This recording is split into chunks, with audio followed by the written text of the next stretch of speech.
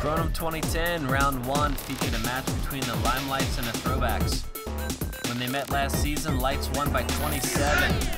Throwbacks put that in the past though and came out swinging. First prime rush, hop to Rizzo, good for 3. Speaking of 3, how about a little Rick Anderson? Throwbacks had their way early in this one. Ryan Hoff with a nice drive and shot in quad 4. And you can't be a throwback unless you play some hard-nosed defense. John Graham with the steal, and Ferraro puts a body on Clark. Only bright spot for the Lights was some fine defending by Brett Frame with 6 saves.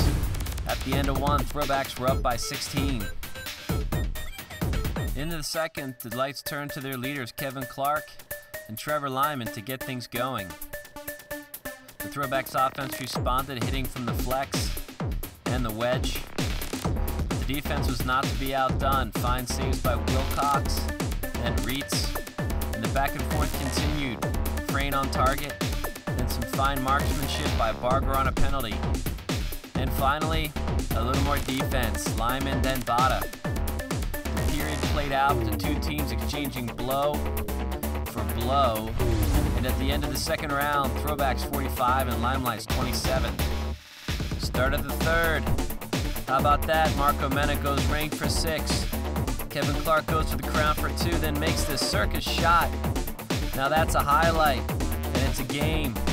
But Mike Schneider remembers that loss from last year, and he's not about to let the Lights back in this one. Chris Krudner with some old school hustle, covering up the loose ball, and following on the penalty shot, good for 2. Joe Farino and the Throwbacks creating some good memories on this day. Throwbacks win 76-61. For all the stats, stories, and more on this game, visit Kronum.com.